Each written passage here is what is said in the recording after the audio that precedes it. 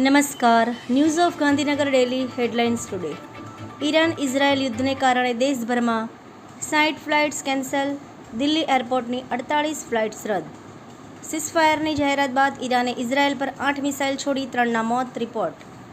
હાઈકોર્ટમાં ફરી બોમ્બની ધમકી, ચીફ જસ્ટિસે કોર્ટ ખાલી કરાવવાનો ઇનકાર કર્યો. ગઈ વખતે કોર્ટની કામગીરી થઈ હતી બંધ. જામનગર શહેરમાં 6 વર્ષની એક બાળકી સહિત વધુ 2 વ્યક્તિના કોરોના પોઝિટિવ કેસ નોંધાયા. બારડોલીમાં મેઘરાજા મહેરબાન, 4 કલાકમાં 5 ઇંચ વરસાદ, ઘરોમાં પાણી ઘૂસ્યા, જનજીવન અસ્તવ્યસ્ત. ઇન્વેસ્ટમેન્ટના નામે યુવક પાસે 19.75 લાખ ટ્રાન્સફર કરાવી ચૂનો ચોપડ્યો. તંત્રી લેખ. ભૂ રાજકીય તણાવને કારણે ડોલર સામે રૂપિયો વધુ ઘટવાની શક્યતા. ધાનેરા શહેર ભાજપ દ્વારા ડોક્ટર શ્યામાપ્રસાદ મુખર્જી બલિદાન દિવસ અને ખાટલા બેઠક યોજાઈ. અડાલજમાં હિટ એન્ડ રન, શનિદેવ મંદિર પાસે વાહનની ટક્કરથી વ્યક્તિનું મોત, ચાલક ફરાર.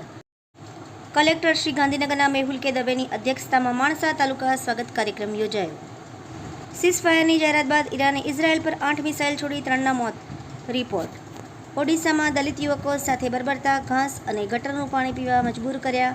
રાહુલ ગાંધીએ કહ્યું, દેશમાં મનુસ્મૃતિ નહીં ચાલે.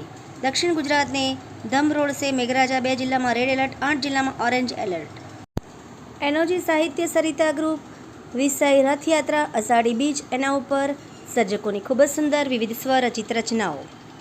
ઝારખંડના રાજ્યપાલ શ્રી સંતોષ ગંગવાર સાથે સૌજન્ય મુલાકાત દરમિયાન ગૌસેવા, ગૌટેક 2023 અને આવનારા ગૌટેક 2025 તેમજ જીસીસીઆઈની પ્રવૃત્તિઓ અંગે વિસ્તૃત ચર્ચા કરતા ડૉક્ટર વલ્લભભાઈ કથિરિયા. ગુજરાતી સંસ્કૃતિને જીવંત રાખવા પ્રયાસ. ડાંગ જિલ્લા અને તાલુકા કક્ષાએ યોજાનાર કલા મહાકુંભમાં ભાગ લેવાની સુવર્ણ તક. ગુજરાતના દરેક ગામડાને મળશે હાઈ સ્પીડ ઇન્ટરનેટ.